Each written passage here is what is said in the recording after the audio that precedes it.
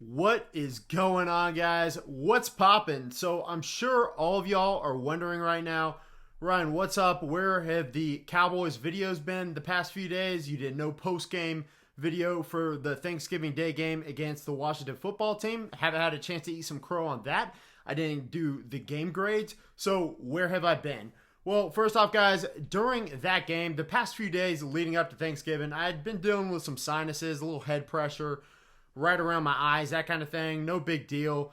But on Thanksgiving Day, I started feeling like I was kind of struggling to breathe. So started freaking out a little bit, right? Especially with everything going around with COVID and stuff. Nothing to worry about though. I turned on the air. I started breathing a ton better. And I was definitely getting some kind of sinus infection. I've had it happen before where my sinuses kind of shut down and I have a hard time breathing with that.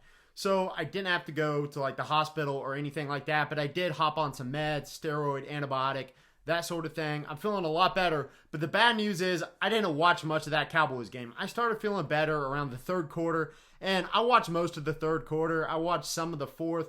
Wasn't paying close attention because my aunt was over at the house for Thanksgiving. We were enjoying Thanksgiving dinner when I started feeling better, like that sort of stuff. So I just don't really have anything to bring to the table as far as that Cowboys-Washington game goes. What I am going to do today is talk a little bit of basketball. And later, next week when the Cowboys play again, I'll watch that game and we'll go from there. But right now, I'm going to talk about the San Antonio Spurs, my hometown team. I grew up in San Antonio, a big-time Spurs fan. I've written some for SpursTalk.com.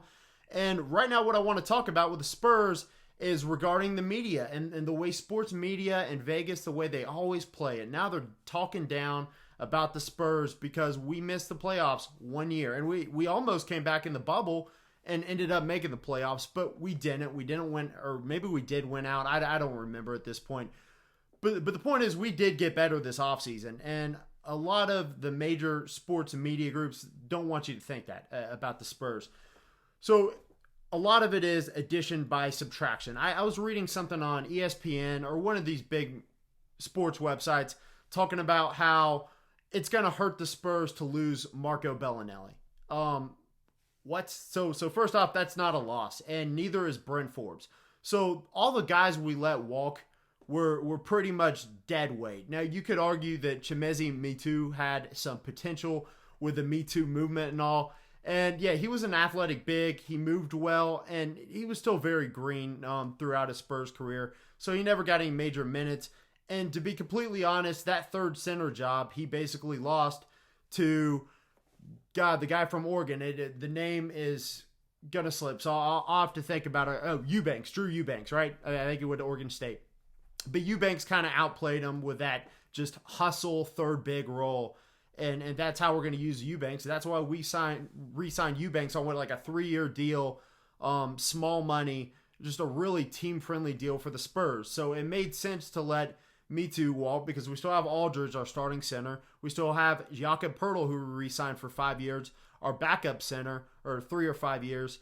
And then we have Drew Eubanks, who's the perfect third string center. Kind of along the lines of like an Aaron Baines type. It might not be as polished as Aaron Baines, but just a big, strong hustle guy who's also a decent shot blocker, decent leaper. So I don't think it hurt us to lose Chimezie Metu, who really wasn't big enough to play center anyways, in my opinion.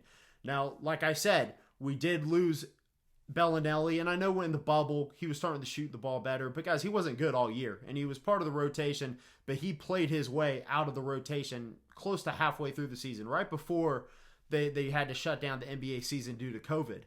Now, we did replace him in the draft with Devin Vassell, or is it Vassell or Vassell? I'll have to get used to that. But out of Florida State, 6'7" wing, best team defender in the draft. So this was a A+ money move for the Spurs.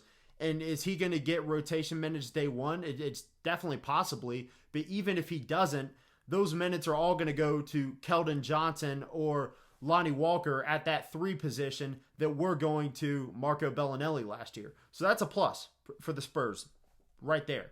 One thing that was killing us is we had 3 guys in our rotation at the start of the season last year that couldn't play a lick of defense. And when those 3 guys couldn't shoot, we just couldn't win games. And one of the guys was obviously Bellinelli, as I said.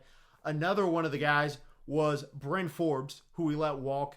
Milwaukee signed him. Do I think that's an okay signing for Milwaukee? Not really. If he's going to be their backup point guard, he's an NBA player. But if they plan on him starting, playing big minutes, that sort of thing, have fun. I don't think he elevates their upside any. But anyways, Patty Mills being the third. But Patty Mills was definitely the best out of the three. He can run the floor. He can do the most. He's the most experienced, kind of the energy and heart of the team, which is really the biggest reason we kept Patty, because he kind of puts together the team culture, right? That's Patty's job. And like I said, he's energetic. And so even when Patty's not shooting the ball well, he's hustling. He's doing other things, even though he's not a great defender. And that's mostly just due to size. So letting Bryn Forbes walk, in my opinion, was huge. Now, who's going to be the new starting shooting guard for the Spurs?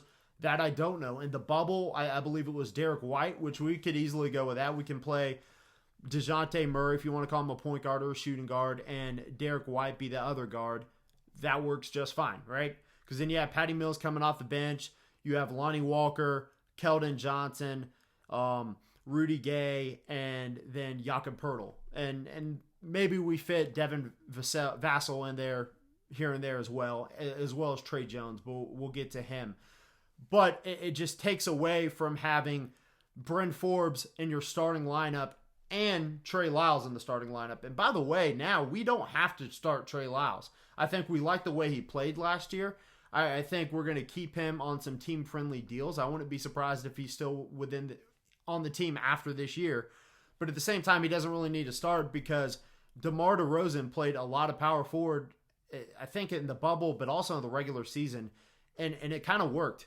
So would not surprise me at all if our lineup looks something like, I don't know, DeJounte Murray, Derek White at shooting guard, small forward you can put out there, Keldon Johnson or Lonnie Walker, whatever you think, or Devin Vassell, right? Then power forward would be DeMar DeRozan, and of course LaMarcus Aldridge is center. And so the defense automatically improves right there. And also, I think DeMar DeRozan at power forward is better defensively against most teams. If teams are trotting out bigger guys like LaMarcus Aldridge at power forward, you can't start DeMar DeRozan against them. But most teams are playing small ball now anyways. Like, who traded for Robert Covington from the Rockets? You're going to have to leave me a comment with that one. I forgot. But, a guy like Robert Covington playing the four, you can stick someone like DeMar DeRozan on him at the four, and it works out beautifully. And then you have two guards that can play defense, and Murray and White. And then you have an athletic wing who can play defense. And I would start Keldon Johnson, personally. I think he's the best defender besides as far as the wings go. I consider him more of a wing than like Derek White is the best defender, but he's a guard. So he's a better defender than Lonnie Walker, and Devin Vassell may be the better defender, but he's a rookie. So we may not want to start the rookie day one. And honestly, I'd be surprised if we did. I think he may get rotational minutes, but he's probably not going to start. Now your bench unit is starting to look better defensively as well. So you have Patty Mills start, and Patty Mills is really more of a shooting guard, but he'll be running the point off the bench. Without Bryn Forbes out there, I guess our backup shooting guard, it's going to be whoever doesn't start, right? Last year, a lot of the time, Derek White was our second backup guard. It was usually Derek White and Patty Mills. But if Derek White starts, then it'll be Patty Mills and Devin Vassell, or Patty Mills and Keldon Johnson, or Patty Mills and Lonnie Walker. So you have someone out there that can play defense along with him.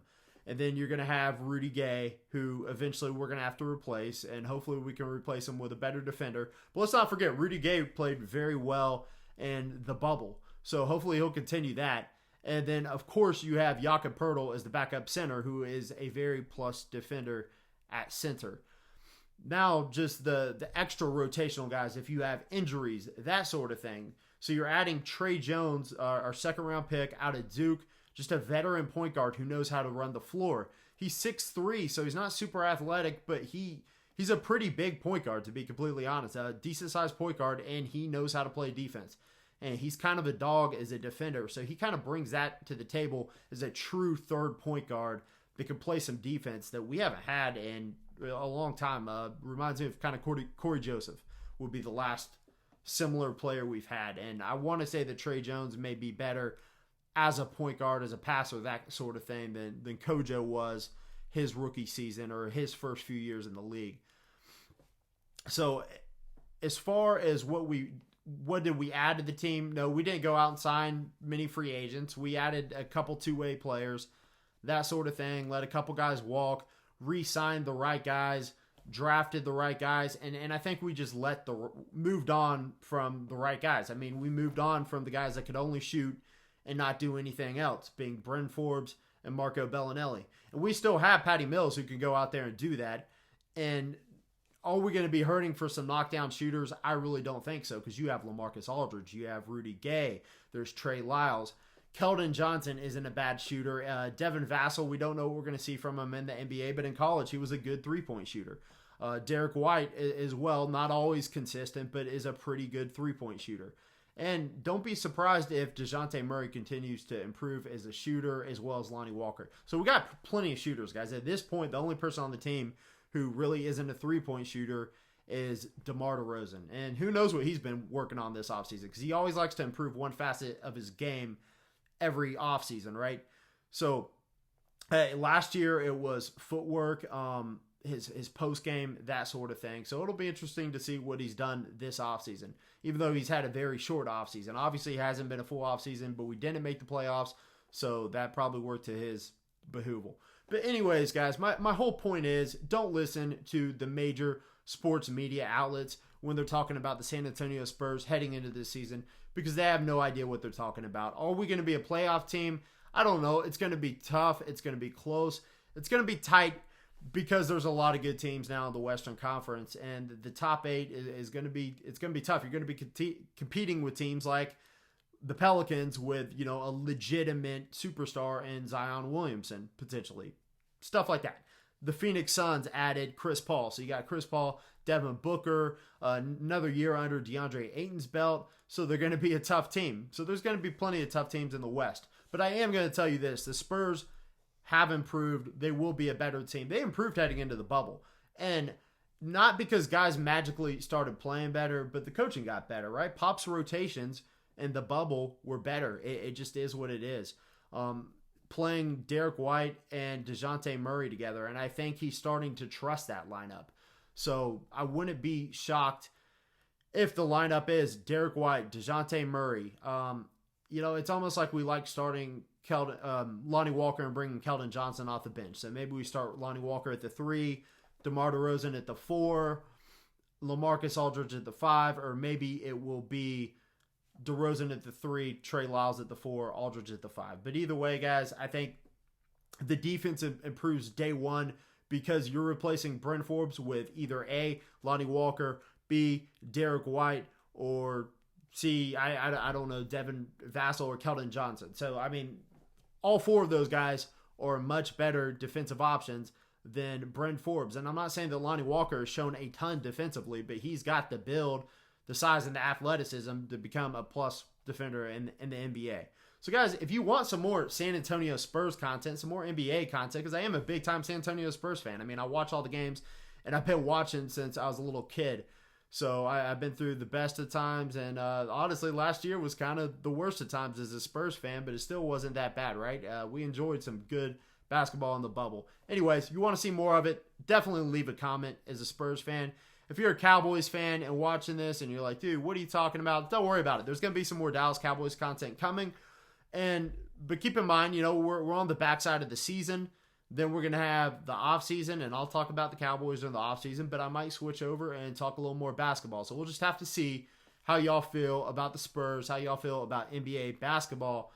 Guys, outside of that, that is pretty much it. I got a podcast coming that I've been excited for with one of my buddies. We're going to record tomorrow. It's going to be called the Kegs and Eggs podcast with Buffalo Bills YouTuber and one of my real-life friends, Dan Mitchell. So look for that coming later this week, guys. I'm so excited.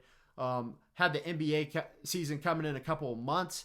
And the big news personally is we're getting a new family member in my house, getting a golden doodle. So I'm not sure yet if it's going to be a boy or a girl. Puppies haven't been born yet. But keep your fingers crossed about that. That's going to be really exciting. So, guys, do me a big favor. Smash that subscribe button for some more daily content. Maybe Cowboys, maybe Spurs, maybe football, maybe basketball. But you kind of know what I'm about, what I stand for.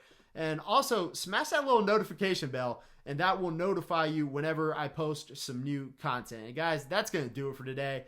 I'm out. Peace.